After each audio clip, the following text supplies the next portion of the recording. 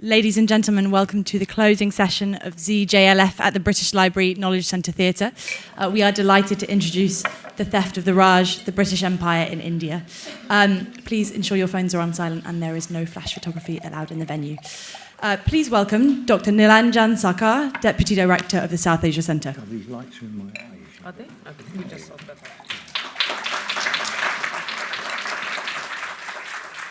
Thank you. Good afternoon, everyone. I'm presuming this applause is for them because I'm just going to introduce them and go. But I'm Nilanjan Sarkar and I'm Deputy Director of the South Asia Centre at the London School of Economics. This panel is being co-organised by the British Library and the South Asia Centre at the London School of Economics. It's part of a series that we've been running over the last year called Colonial Empire. I think it says at that corner bold over there. But over the last year, various events in this series that we've hosted at the London School of Economics have highlighted the intense and organic link that existed between colonial and imperial powers that visited India over the centuries and its colony in South Asia. I should clarify here that this is undivided India that we are talking about, the Indian subcontinent. This complex relationship, as you must know, has several views and perspectives.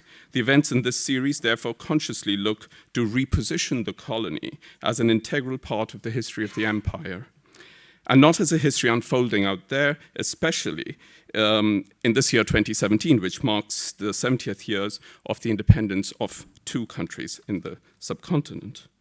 We are very delighted to co-host this with the British Library under the auspices of the Z Jaipur Literary Festival here today. It is my privilege to introduce our guests. To my extreme left, Mr. Roy Moxham, an independent scholar who has established himself as a writer of the history of the subcontinent from unique perspectives, be it tea, outlaws, or the great hedge of India. His latest book, The Theft of India, The European Conquest of India, 1498 to 1765, is the focus of today's discussion. To my immediate left is Mr. Shashi Tharoor, parliamentarian and author of several books, most recently of Inglorious Empire, What the British Did to India. It's useful to mention here that in case you are wondering what the British did do to India, according to Shashi, you may be interested to know, as a relevant aside, that the same book is published in India and is called An Era of Darkness, the British Empire in India, about... I didn't let on anything. The panel is... Actually, the British title gets the same reaction in India. The panel is moderated by Dr. Mukulika Banerjee. Mokulika is Associate Professor in the Department of Anthropology at the London School of Economics and is Founding Director of the South Asia Centre. Mokulika's most recent publication is Why India Votes, and she is currently completing a monograph based on 15 years of ethnographic data collected from rural voters in India and their multivalent engagement with elections, which examines ideas about how popular participation and ethics of civility and citizenship, key ideas associated with a democratic ethic, how they take root in India. Thank you. I'll turn around a bit.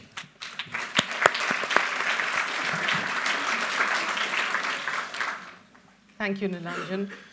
Welcome, everybody. I can feel the anticipation in this room. Before we start, can I just request the control room, if you can dim the lights on Roy a little bit. It's in his eyes. Yeah, that would be great. Thank you.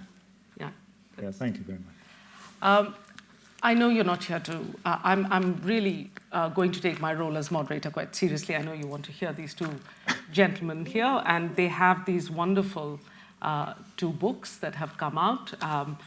I think it is important, before we start going back in time, and we'll go back a long way in time because Roy's book starts in 1498.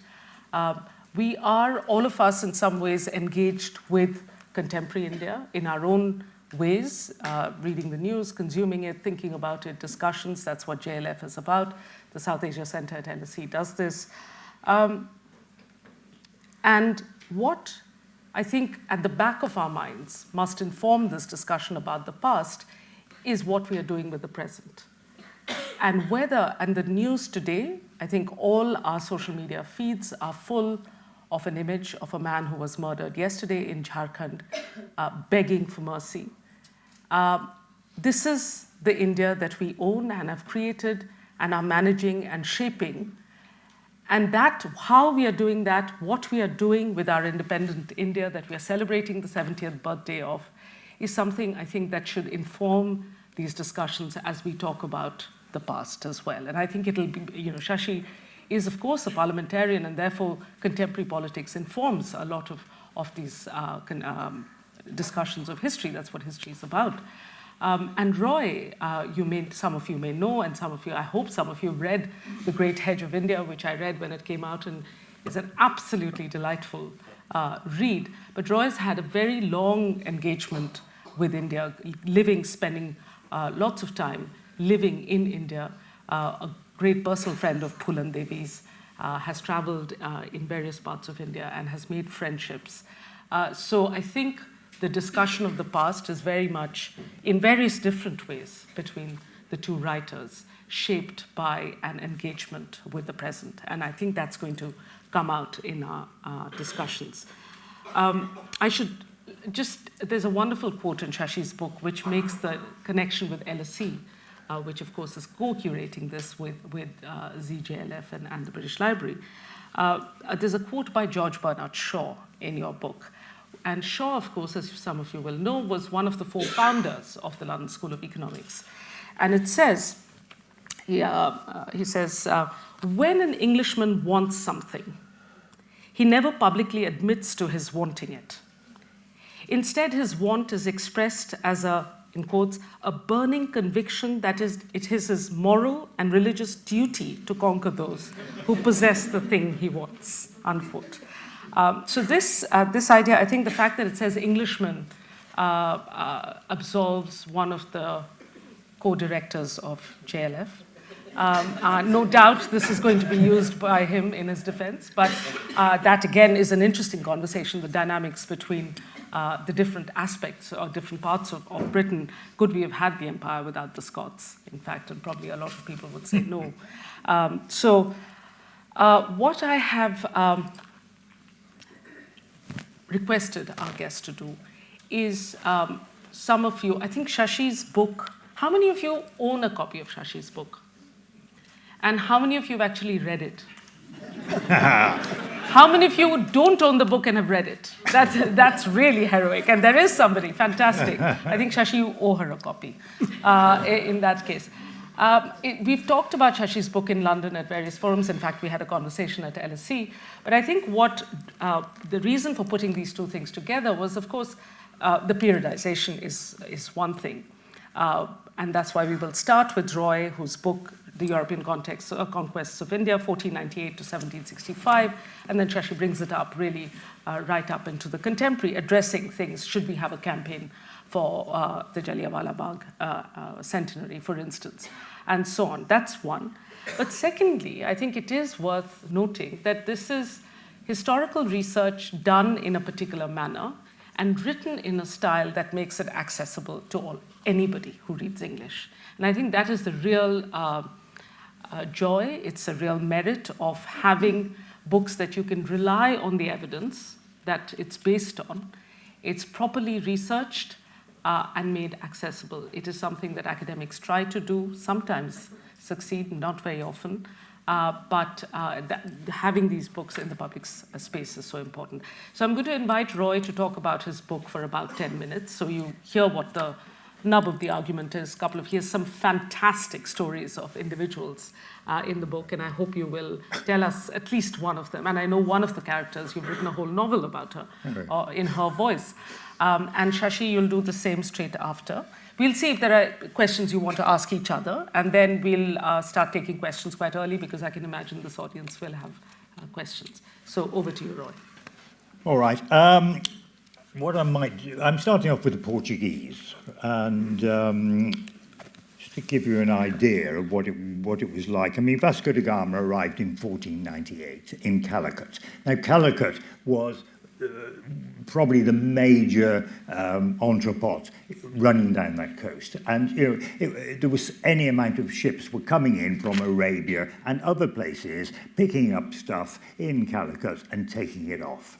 And then what you'll see is, as this story develops, is that these other countries then tried to impose a barrier there with their ships, so other ships could not come down to Calicut or indeed anywhere else in India. And so whoever it was, whether it was the Portuguese or the Dutch or whatever, they had a monopoly of the trade. And because they had a monopoly, they were able to buy it cheaply. So that's really one of the key things. I mean, Vasco da Gama came on his first trip. He came to Calicut, and then he came again. And to give you an idea of what kind of people we're talking about, I've got a quote here when he arrives in his second trip, which is 1502.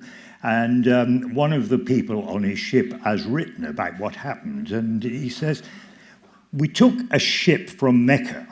When he says we took a ship, he means we captured a ship, right, from Mecca, right, in which there were 380 men and many women and children.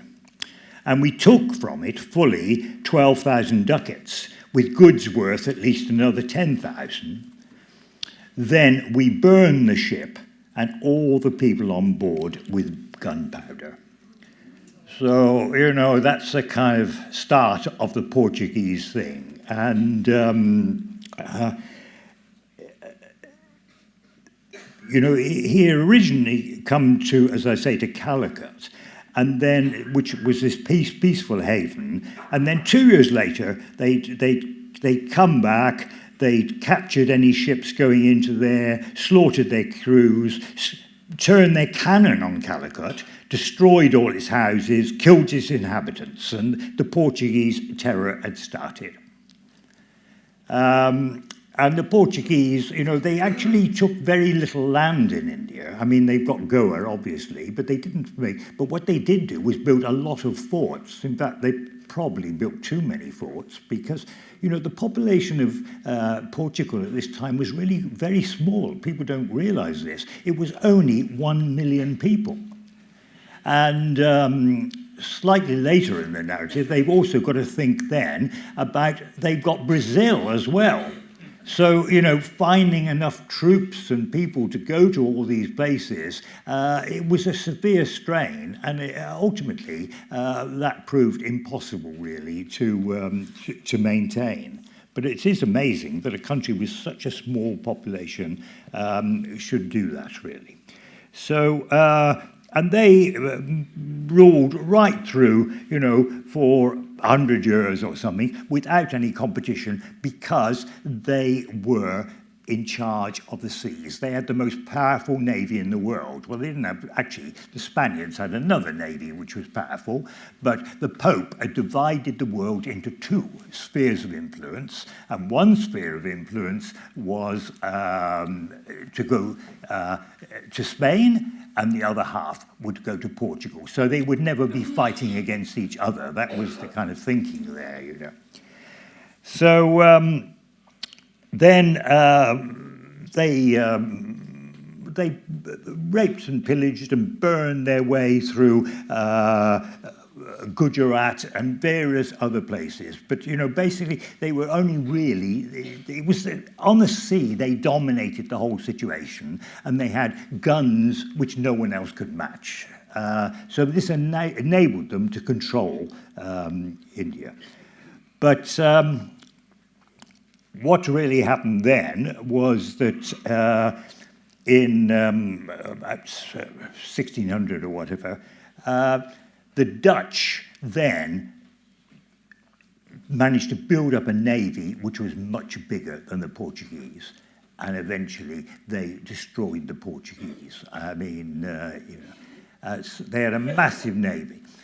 Meanwhile, the English had moved in, but the English were not really interested in fighting. The English just wanted to come and do some peaceful trade. In fact, they were under very strict instructions to do peaceful trade. The governors back in London said, look, we don't want you getting involved in any fighting or any of this kind of nonsense, You're just there to trade, and that will make money for us. So that's a very different approach.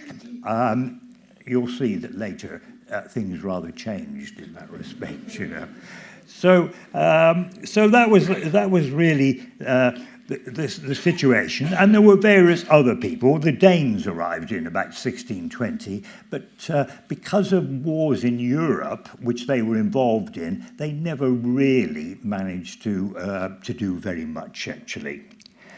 All these countries exported slaves. And it's something which has actually not really been written about very much, I don't think. I mean, the transatlantic slave trade is, there are, I don't know how many books about that, But there were a lot of slaves taken from India, and they were shipped to the east. So a lot of them ended up, in particular, in Indonesia, working on Dutch plantations in Indonesia. So there was a big trade of, thousands and thousands of slaves every year being captured and sent off to the Far East. So that's really the thing. Now, the French then also arrived. They were a bit late on the scene, actually, but they arrived, and of course, they caused a lot of trouble for the British. And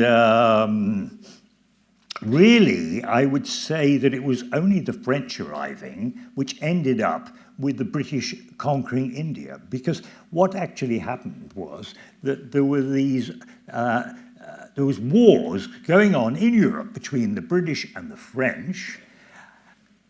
There were efforts made to try and say, well, we won't get involved in this in India, but then they did get involved. And that ended up with the British building up big armies in order to defeat the French. And then ultimately, when they defeated the French, they had a big army. What are we going to do with this? We've got this huge army, we've got all these people. Maybe we'll kind of take over some other parts of India, you see. I mean, you really do not want lots of unemployed soldiers around, So that... Ask the Afghans. That's, yes, yeah. So that is the nub of the matter, really. So that's just a kind of quick overview.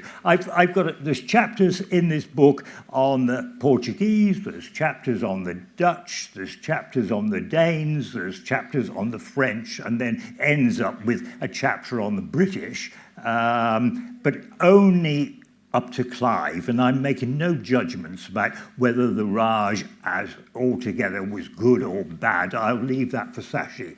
But we'll have plenty of judgment. Yes. But all I can say is it didn't start off well, lots of people died, as I'm sure Shashi will tell you, in Bengal in the first few years of the British. In fact, probably they killed 1/3 of the whole population indirectly. We're talking about 10 million people dying. So, this is not something for the British to be proud of. So that's an overview of my book, really. Thank you. Yes. That's fantastic. Yeah. Great. Yeah.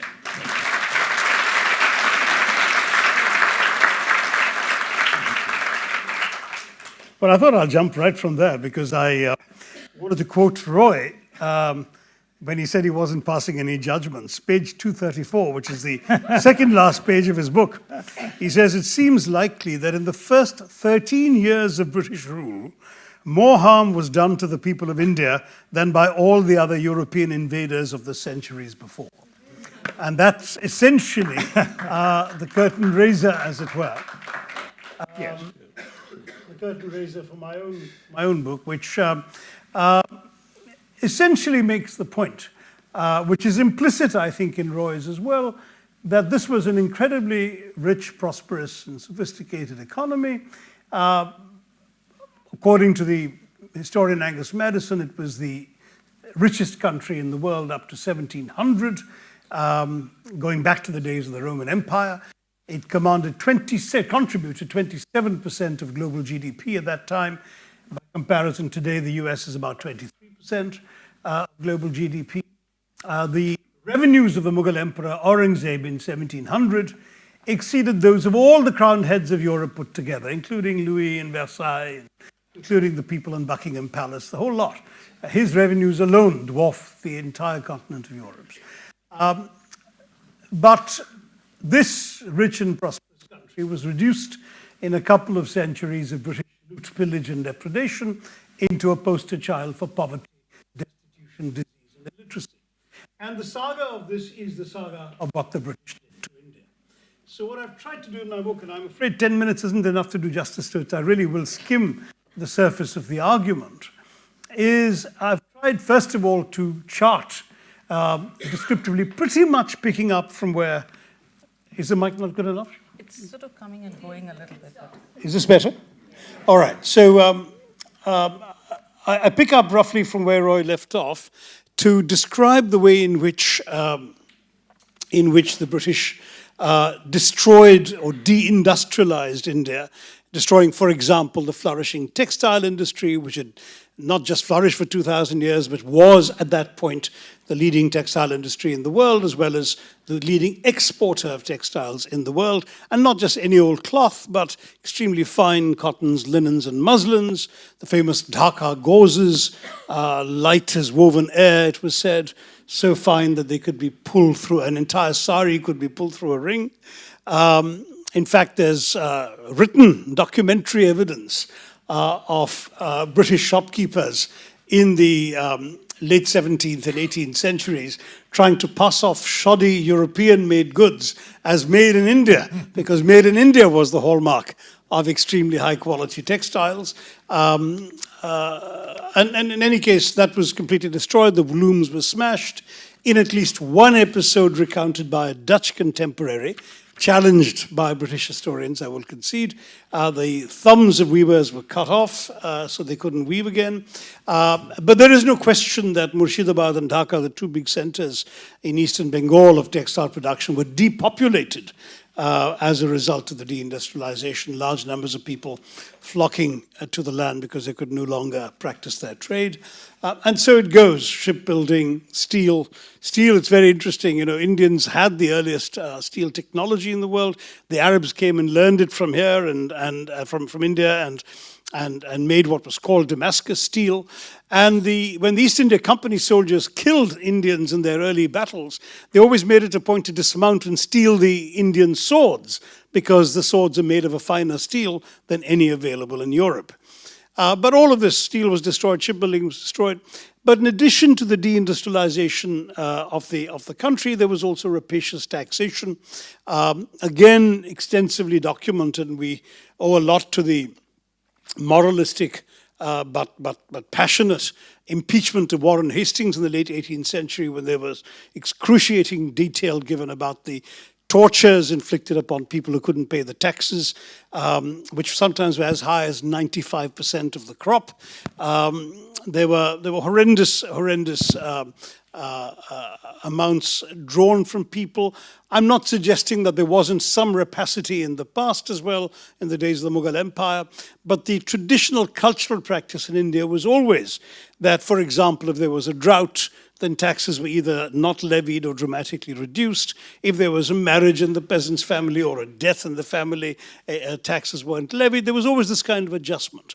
But the British did everything by the book. So it was, this is what you have to pay, and you pay it come what may. And vast quantities were extracted from these people. And unlike the Mughals and the earlier years, much of this was sent off to England, so that it was not just that there was loot and pillage, but that none of it remained in India or was spent in India. It was sent off to be spent in England. So a common practice, for example, Robert Clive was already mentioned, who literally helped himself to the contents of the various treasuries he conquered, went off, bought himself a seat in Parliament, paid off his debts, got himself eventually a peerage, became a rich man. Thomas Pitt, the governor of Madras in the beginning of the 18th century, stole a diamond known as the Pitt diamond, which, when he sold it to the Duc d'Orléans, made him one of the wealthiest men in Europe, enabled him again to buy himself a seat in Parliament, buy himself a big manor in the country, and found a political dynasty that gave the United Kingdom 2 prime ministers, the Earl of Chatham and William Pitt the Younger. So this kind of overt looting and pillage. And there's a lot of material in the book that I don't have time to go into about the so-called nabobs, as they were called, who came back from India with their ill-gotten loot and who built opulent mansion after opulent mansion here, and in many ways transformed the life and politics of early 18th century Britain as well, late 18th, I beg your pardon, and early 19th century Britain as well. So there's all of that, and I describe it in some detail. There is also British culpability in a number of other things. A deliberate policy on famines. 35 million Indians died, totally unnecessary deaths. And I say this consciously because of British policy. There'd always been droughts in India, but they'd been dealt with by various forms of local charity. People weren't allowed to just die on the street. But the British had a consistent set of principles. They were, number one, thou shalt not interfere with the market. By the way, it's very ironic that the British did so much in the name of free trade while destroying the free trade that had been practiced until they came. As Roy points out, Calicut was a trade haven for 1,000 years. There were flourishing communities of Arabs and Chinese and many other nationalities because everyone could come and trade in peace. No one was interfered with. Security was fantastic. It was only the Europeans who came and disrupted that. So in the name of their free trade, they destroyed the free trade that had been practiced earlier. But coming back to the famines, so free trade principle, if people can't afford to buy grain, the laws of the market will apply, let them die. Second principle, the Malthusian one, if the land cannot sustain the population that's trying to live off it, then again let them die. And the third principle, a little more bourgeois, was thou shalt not spend money that was not budgeted for. So if people unexpectedly are dying, well, that's not your problem. So, by the way, this is exactly the same set of policies the British applied in Ireland, which is why in the 1840s Great Potato Blight, so many died and so many fled, got into ships and went off to America. But we didn't have that option in India, so people died under the eyes of the British, and those people of conscience who tried to help were prevented from doing so.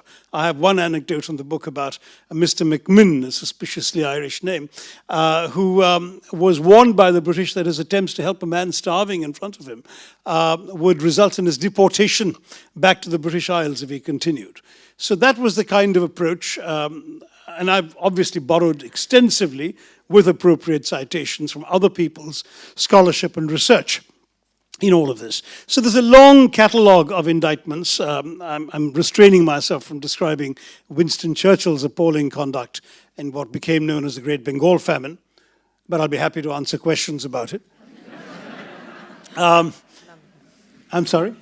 But then the second part of the book is, having laid out the case, I then take up the arguments that are made in favor of the empire. The obvious ones, allegedly, the political unity of India, the rule of law, the railways, all of this may be true, but we gave them the railways. And everything right down to the English language, tea and cricket. And in every single instance, as I demonstrate with chapter and verse, these were all things that were brought in not for the benefit of the Indians, but specifically to serve the purposes of enhanced British control over the subcontinent, or British profit, or often both. And I don't know how much time we have left. I can go into one of these examples. If you take railways, for instance, the railways were explicitly conceived. So in conception, in execution, and in the way in which it was implemented. The railways were conceived as an exercise to extract resources from the interior of the country, which is more inaccessible on horseback or whatever, in order to take it to the ports and ship it to England, ship them to England, and also to send troops into the interior to control any potential unrest.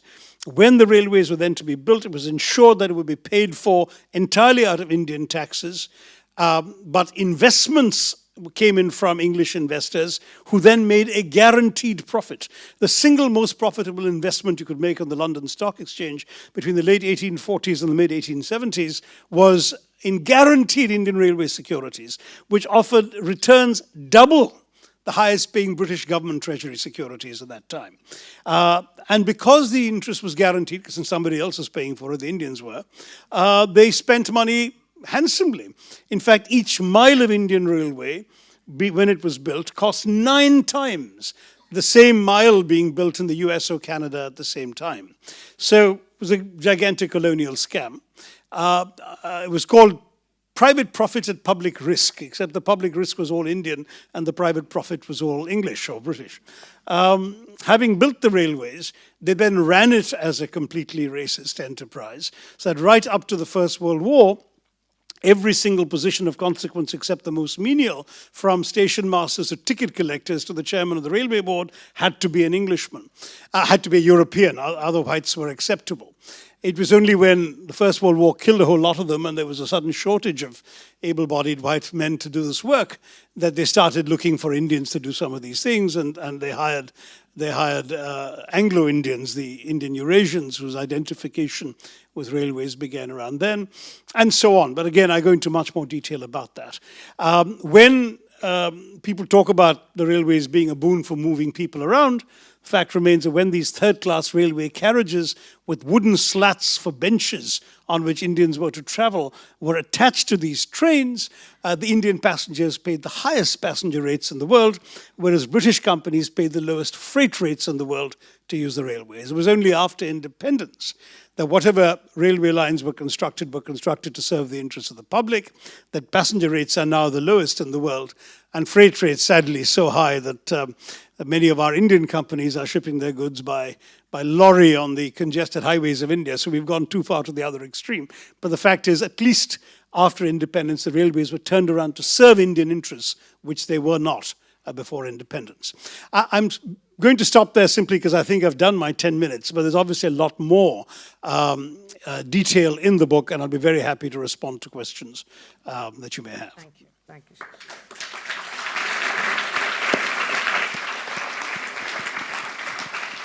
You can't tell them everything, otherwise you want to sell copies of your book, don't you? I do want them to read the book, yes. So, one question, let me raise a couple of questions before we open it up. One thing which is evident from both your summaries and what you've written, a question that does arise is there a qualitative difference in Britain's dealing with India compared to the Portuguese, the French, and the Dutch who come before them?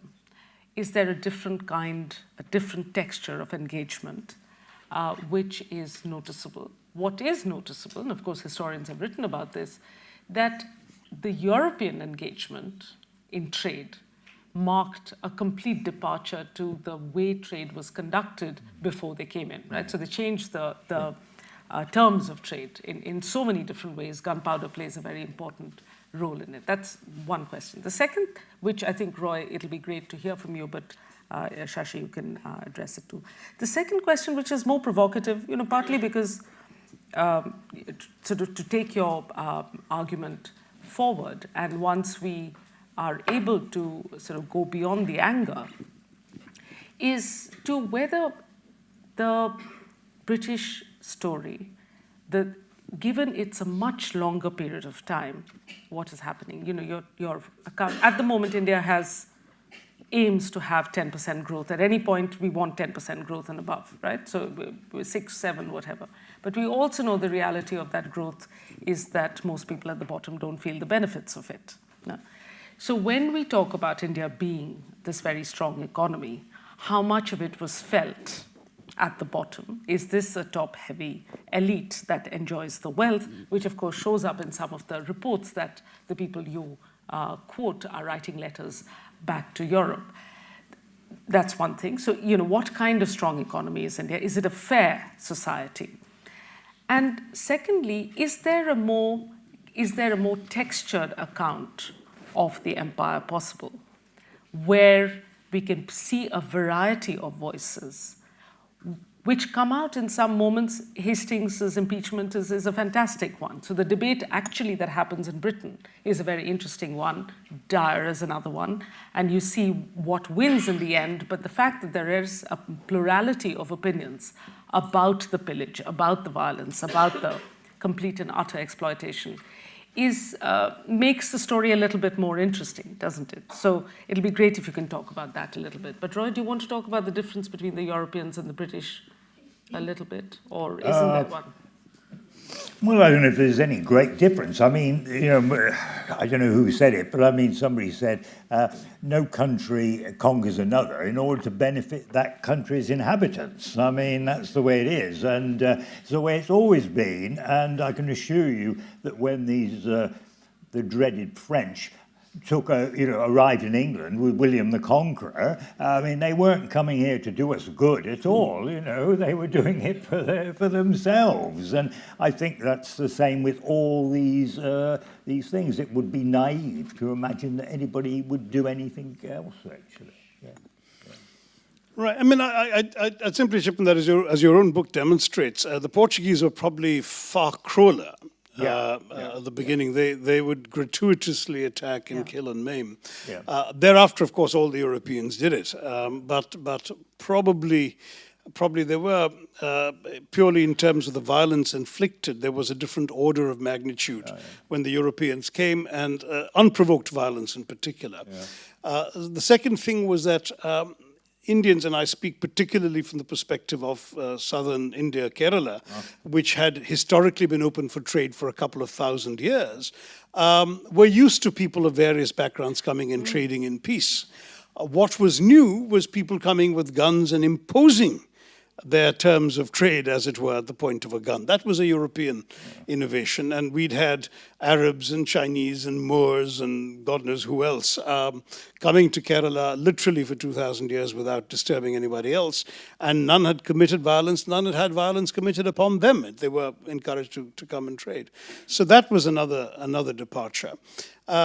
And the third thing is, I suppose, the way in which they colonized. You again have references, Roy, in your book to how the Portuguese had no real difficulty in intermixing with the locals, whereas the Brits did. And while initially there were no British women around, and therefore they ended up having to, as it were, satisfy themselves with locals, or the products of earlier mixed marriages, including Portuguese, part Portuguese, largely Indian women. Then when the fishing fleet comes in the beginning of the 19th century of British spinsters looking for British men, the racism becomes very deeply entrenched in a way in which it wasn't, for example, in the Portuguese colonies. So these are all, I think, fairly significant differences. And one last point is when you mentioned the French, I think it's fair to say the British could not have defeated Dupleix in India were it not for the fact that the French made the Treaty of Aix-la-Chapelle, where they had to essentially order him to return Madras, which he had captured, to the British. Yeah, sure. No, that's absolutely true. Yeah, just a slight diversion here, talking about Portuguese cruelty. What happened in Vasco da Gama's second expedition was the Raja of Calicut sent an emissary to try and negotiate with him. And this was a Brahmin who came, but Vasco da Gama wondered, well, maybe this guy's a spy. So he roasted him over a fire until he admitted that he was a spy. And then what he did then was he cut his ears off. And his lips. And then he cut the ears off the ship's dog and he sewed them onto the Brahmin. And then he filled the Brahmin's mouth full of bacon and shit, and then sewed it up and sent him back. So, actually, I don't think the British did that kind of thing, actually. They had other innovations.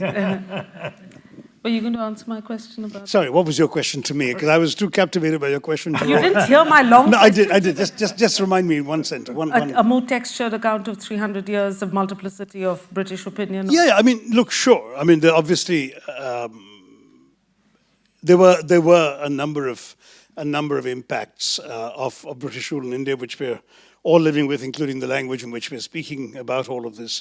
But the fact is that when you write a work of what I suppose I'll have to admit is popular history, you're entitled to your own opinions, but not to your own facts. I mean, you have to anchor yourself on demonstrably true things.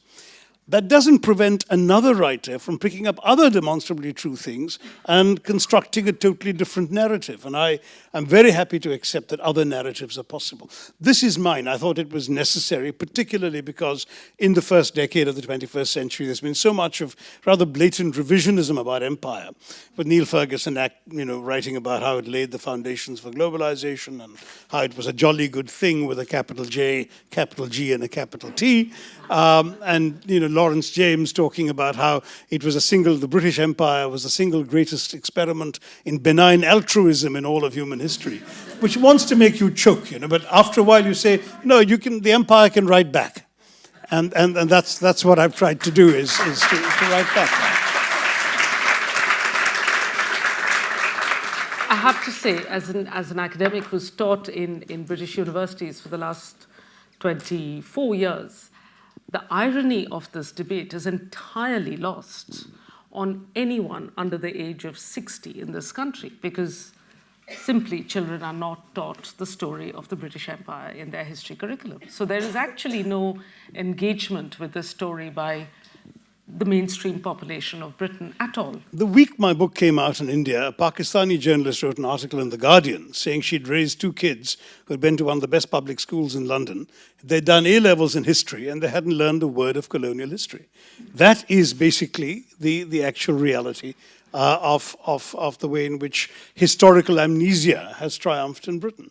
You've got these gauzy romanticized soap operas and so on about the colonial period, but very little. I mean, I'm sure that everything in Roy's book would come to them as utterly bewildering information.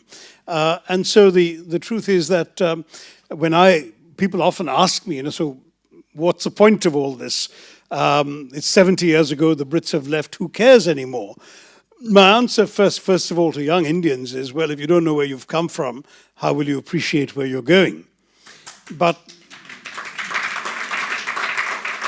thank you. But beyond that, I just want to say that I do hope that somebody in Britain will also wake up and do 2 things. I mean, I don't seek reparations. There's been a misunderstanding about that because I spoke in the Oxford Union debate where the topic happened to be about reparations. But even there I said a symbolic £1 a year for the next 200 years will do me fine. Because frankly, no payable amount is credible and no credible amount is payable. So how do you put a value on these 200 years, including the value on those lives lost? But the 2 things I would want to demand, I would say, of Britain would be, first of all, atonement. I know there are many Brits who feel, well, why should we atone for something we haven't done? It was all our ancestors a long time ago, and who do we apologize to since the victims have all since passed on? But the point is that there are important precedents. There's Willy Brandt sinking to his knees at the Warsaw Ghetto, even though Brandt, as a social democrat, was innocent of any taint of Nazi wrongdoings and was somebody who had been persecuted by the Nazis as a social democrat. And there he is, as Chancellor of Germany, apologizing to the Polish people and the Polish Jews in particular for the atrocities done in the name of his country.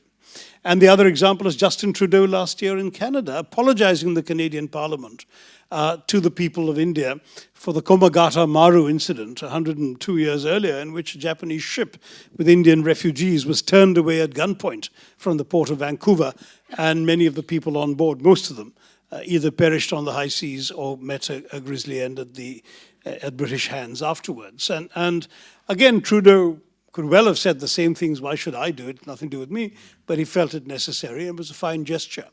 You mentioned Jallianwala Bagh earlier, Mukulika. The single worst atrocity in my view, I mean, Willie Dalrymple has pointed out rightly that in terms of numbers, it pales by comparison because 100,000 people were butchered in Delhi in 1858 after the so-called Sepoy Mutiny was put down. But it's not the numbers, it's everything that preceded it, accompanied it, and followed it.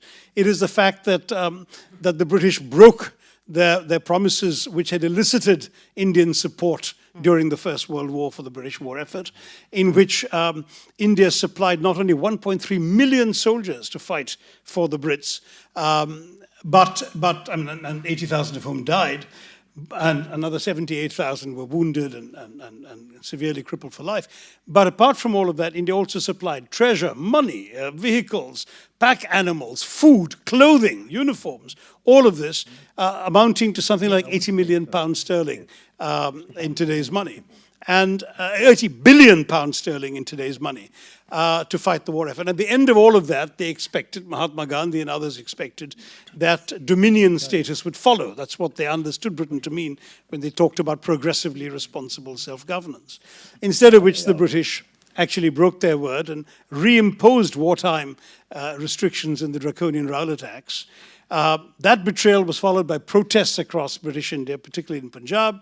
And the protests are put down ruthlessly through a form of martial law, with senior soldiers being sent to each of the major Punjabi towns. General Dyer was sent to Amritsar, where it happened to be the Baisakhi festival, and large numbers of peasants, almost certainly unaware of the martial law regulations, had assembled in this walled garden, unarmed obviously, perhaps to hear some protest speeches as well, but mainly to commemorate Baisakhi. Large numbers of women and children were there. And Dyer arrives, doesn't shout a warning, doesn't fire a warning shot, just orders his troops to fire directly into the unarmed, defenseless, screaming men, women, and children. Practically no bullet doesn't take a toll. Everybody either is hit by a bullet, dies, or is injured. He positions the soldiers at the only gate, so that people fleeing from the carnage are the easiest targets to kill. At the end of all that, he barricades the gates, and for 24 hours, no one is allowed to tend to the dead, the dying, and the wounded, so their bodies are rotting in the hot sun, and the dying are wailing out piteously for even water, which their relatives can't give them. Dyer orders Indians to crawl on their bellies on a street, and if they so much as lift their heads while crawling, they are hit on the head with British staves. And at the end of all of this, when of course the inevitable public outrage follows, the House of Commons condemns Dyer, the House of Lords says he's wonderful and passes a resolution praising him, and the British raise money to the tune in today's money of £250,000 sterling to reward him for his misdeeds, with that flatulent voice of Victorian imperialism, Rudyard Kipling, calling him the man who saved India. So all of this happens. Dyer says openly to the Official Commission of Inquiry that he'd do it again. He's proud of what he'd done. And this entire thing, the betrayal, the cruelty, the brutality of the massacre, the racism that follows and accompanies it, and then the self-justification and the reward, put together makes this, in my view, the single worst atrocity of the British Raj. Now imagine if on the centenary of that atrocity, on the 13th of April 2019, a member of the British royal family, because after all everything was done in the name of the crown, were to come to Amritsar and seek forgiveness from the people of India on that day for that, and by extension all the sins this symbolizes. What a wonderfully cleansing act that would be.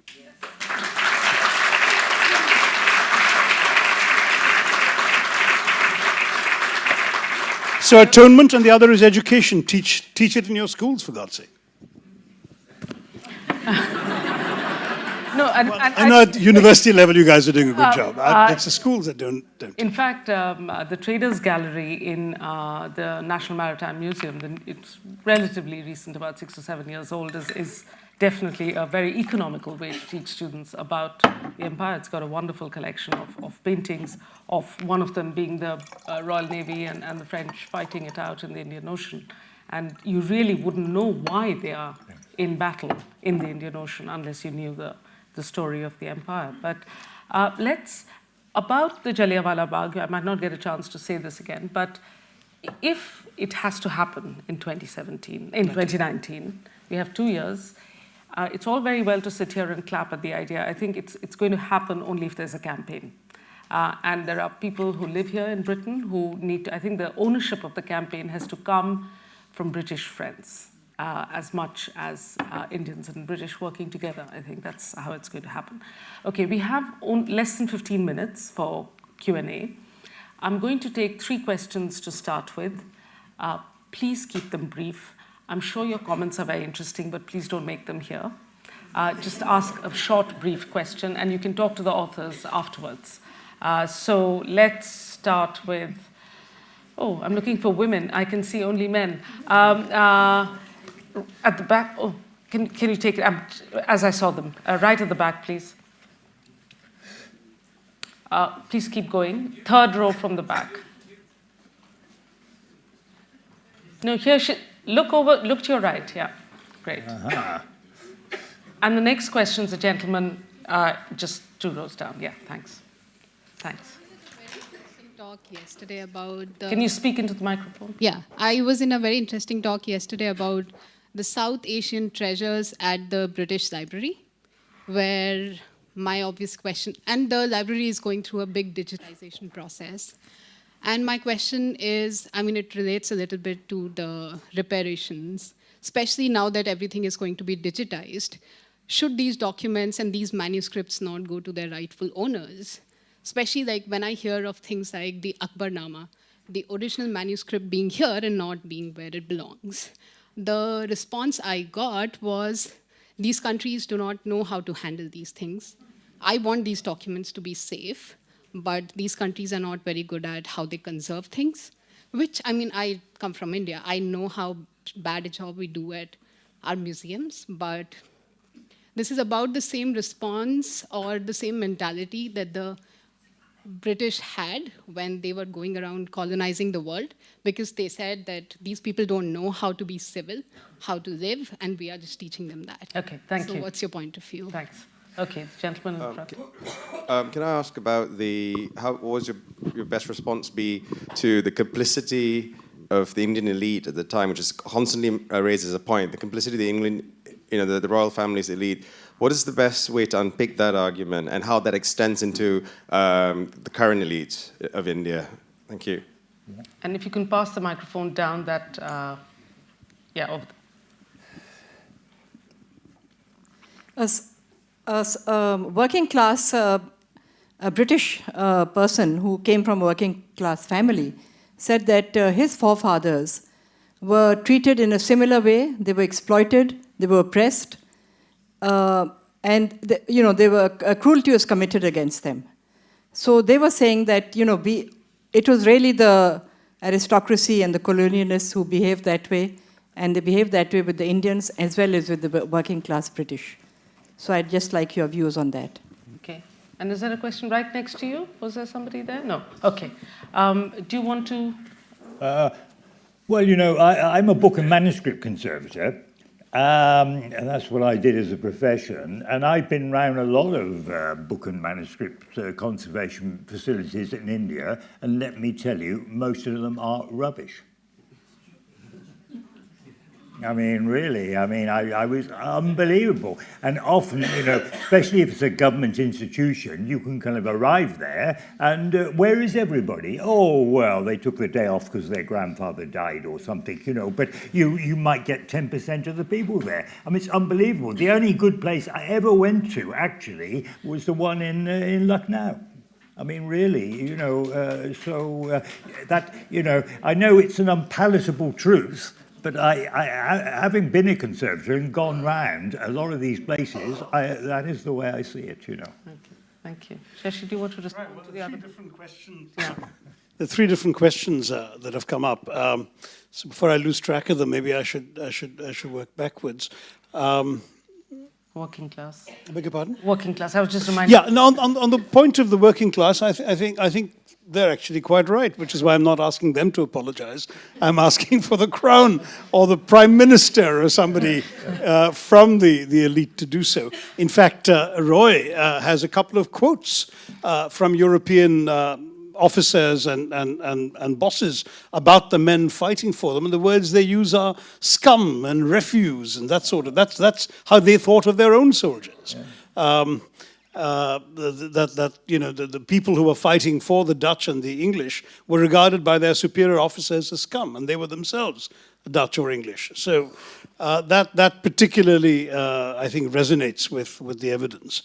On the question of conservation, it's a tough one. I'm very torn because Roy has a point that standards, whether for reasons of resource availability or for simple reasons of attitude, as he describes it, that conservation hasn't necessarily been given the kind of attention and the kind of quality that anyone would like to see. There are institutions where that is changing. I'm told the National Archives are now in much better shape.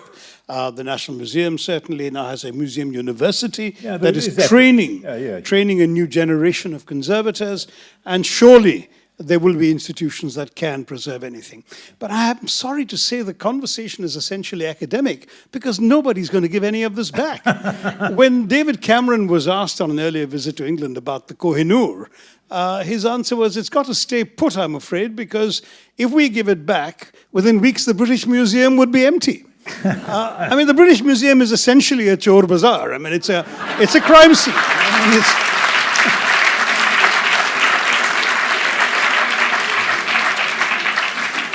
everything in the British Museum came from somewhere else. And the British had no right to take it when they did, but they did anyway because who was going to stop them?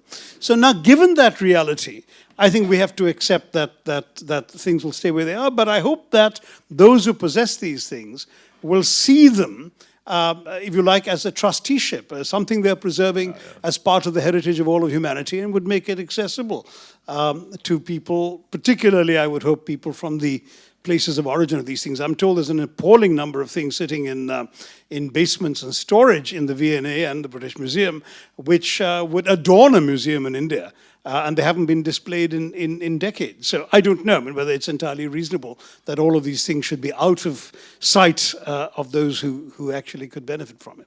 In fact, when I was here last, one of my dialogues on my book was, in fact, with Tristram Hunt at the Victoria and Albert Museum. So there was something piquant about that entire conversation. I think we haven't answered the very first question, have we? The second question. Which was about? I can't remember. One word. Oh, the complicity of Indian elites, totally. I mean, I mentioned that throughout the book, and so will others. But every colonial experience has had its so-called native informants, its compradors, it's the people who benefited from British rule. In fact, I had an amusing experience when one of the events, my book, when I came around to launch it in March, the Indian High Commissioner rather cheerfully confessed that his ancestors had all been given grand titles by the British and had prospered under the British, but that nonetheless meant that he didn't disagree with me, but complicity was widespread. The point is you can't, I'm afraid, get away from that in any colonial situation, and that's true of India too. The larger question is, India as a whole, did it benefit or not? There's others who argue, for example, well, didn't the Mughals or the other rulers before them also loot and pillage? To which the answer is, with the exception of the handful of invaders who came, took the loot and left, everybody else spent their loot in India. And as a result, therefore, the country benefited. And indeed, whatever the Mughals may have done, they also brought in wonderfully talented artists, musicians, sculptors, painters, etc., from Persia, Central Asia, and so on, who've enriched our culture and our civilization. So there is a difference between that and the British Empire. One thing I mentioned, for example, in the book is how when the British became the new ruling caste, the Indian luxury industry collapsed because the old aristocrats, the old elites, were the ones paying all these craftsmen and jewelers and so on, and fine fabric makers and so on, to give them their luxury items. But now the new elite was only interested in luxuries from Paris and London, or in shipping their money back to finance homes and lives in the UK. Shashi, we've got 2 more minutes. No, we've got more than 2 minutes, sure. No, we don't. So I'll lose my job. Yeah. So very quickly, 30 seconds, please. Yeah, I'll try to be 30 seconds. So I'm interested in the date that at which your book stops, 1765, because I think that's very critical. Till 1761, especially the Third Battle of Panipat, I don't think the history of South Asia was conclusive. There was no fait accompli as far as the colonial domination of this area was concerned. 1498, when Portuguese first came and attacked Calicut, till 1761, they were fighting, or they were trying to establish trade and routes within a power structure which was far superior to them. And this 1761 Battle of Panipat, where the Marathas couldn't align with Jats of Bharatpur and the Sikhs of Punjab, was the nailing coffin in the Indian independence and in its ability to stay free and with its own resources. And I just want to hear whether that was your reason for stopping it at 1765, or just a Curia Buxer reference, which I think is a hogwash. I just needed a break and to... Fantastic.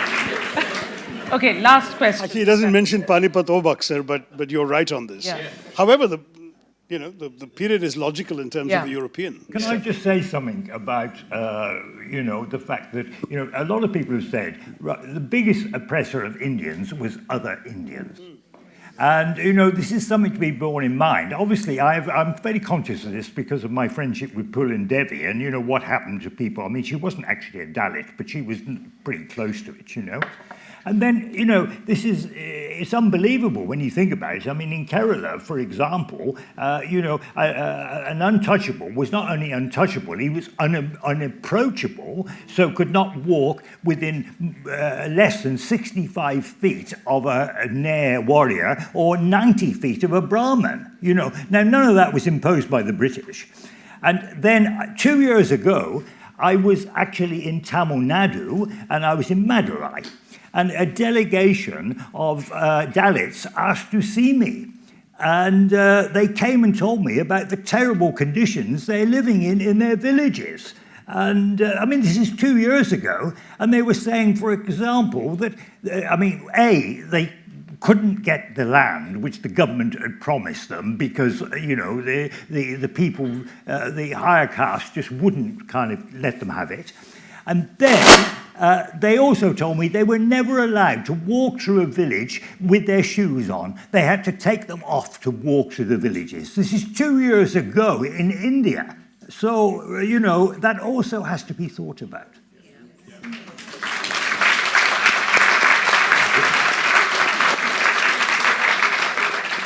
I'm afraid we are out of time. Unless the organizers give us, no, we can't. This is the British Library, after all. They'll allow us only a certain amount of time to have these subversive discussions. It remains for me to... One last question. Lady has a mic in her hand. Quickly. I am a Syrian Christian from Kerala, a community that has been Christian for about 2,000 years. And when the Portuguese arrived, oral tradition says that they came looking for spices and souls for Christ. And they declared the original Christians as heretics. So how far did religion play a role in the atrocities that the Portuguese committed in Kerala and elsewhere? Shashi, can I do a quick one? Shashi, you can't possibly dismiss the benefits that were left behind by the British when they left simply because it benefited the British while they were while they were ruling. It's rather like the parallel to that is that you can't praise anything that the Congress Party's done while it's been in power, your Congress Party, because it's been benefiting the re-election of the Gandhi dynasty, and everything has been designed to get the Gandhi dynasty perpetuated. So how can you possibly argue that there were no benefits left behind by the British? Well, that's a spin. Do you want to respond? Do you want to respond first? I think Roy should first respond to religion, the serious question. Well, the one on religion, obviously with the Portuguese, the British, actually, that's one thing they did not do, was in any way try to impose religion. And in fact, the East India Company took...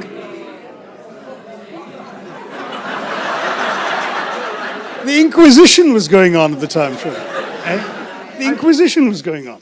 I'm talking about the British, sorry. I think you said the Portuguese. Did I say the Portuguese? That was a slip of my tongue. They certainly brought the Inquisition into Goa, yes.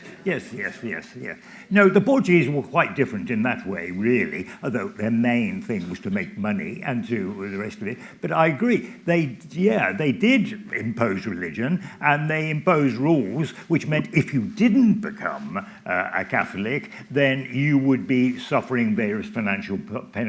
There's no doubt about it. They were doing that.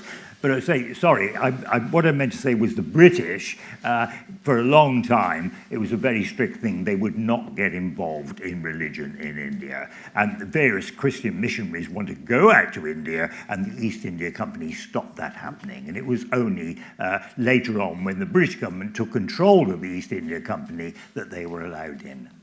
Absolutely right. In fact, the first British bishop, as I mentioned in the book, only showed up in 1820, whereas the Portuguese, the religious leaders were following from the second ship onwards. And for them, it was a very big deal. And sadly, for example, the only persecution of Jews on Indian soil took place because the Portuguese persecuted them as part of the Inquisition. So it was different. The Portuguese were different from the Brits on the religious front. John. Oh, I won't duck your question, John. You've engaged in a particular philosophical or logical fallacy by comparing two completely unrelated categories of things. If the Congress Party did something in order to win votes, and the votes then returned them to office, that's called democracy. But if I can come back to the other philosophical question you need to ask, it's the old classic question, cui bono? For whose benefit? And my argument is that the British were conscious throughout that they were in it for the money, they were in it for their own benefit, and the justifications came later. They only came after 1857-58. Until then, they were quite open about what they were doing. But later, the language was what it was, but it was not only rather hypocritical and self-serving, but the British admitted it to themselves. So I've quoted, for example, Lord Lytton writing to Queen Victoria, whose favorite poet he was, that you've said that we have to associate Indians with the administration, and we're doing that. We've given them these positions, but we can't really give them any authority. You do realize that, don't you? And you've got, as late as the 1920s, the Home Secretary of Britain, Sir William Hicks, saying behind closed doors, it is said that we are in India to rule it for the benefit of the Indians. That is just so much cant. We seized India by the sword, and we shall rule it with the yardstick, and we are going to do so for the benefit of Britain for the foreseeable future. This is as late as the 1920s. So in private, the British were very honest about why they were there. There was a lot of window dressing, a certain amount of hypocrisy, and of course the fact is that the 19th century liberal enlightenment, it was necessary to talk about the civilizing mission and all these wonderful things, omitting the fact that there was already a highly flourishing civilization with all its iniquities and other things, but there was a flourishing civilization before the British got there. The fact is that these things had to be said almost as much to appease British public opinion, which wanted to believe they were doing something virtuous. But privately, the British elite, I think, had no illusions about what they were up to, and they say so. I've also said in the book there are lots of good people who came. Not everybody was a horrendous, self-serving racist. There were civil servants. There were. I mean, I've given a number of examples. Sir Arthur Cotton is still remembered in the Godavari Delta for having irrigated the cotton fields of the Godavari that never had happened before in history, and so on and so forth. So there are good stories, but the overall purpose of these people to be in India was the perpetuation of the British Empire, whose overall purpose was the benefit of Britain. I rest my case.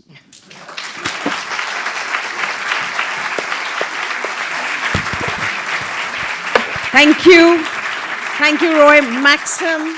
Thank you, Shashi. Thank you, Mukulika. And thank you, ladies and gentlemen.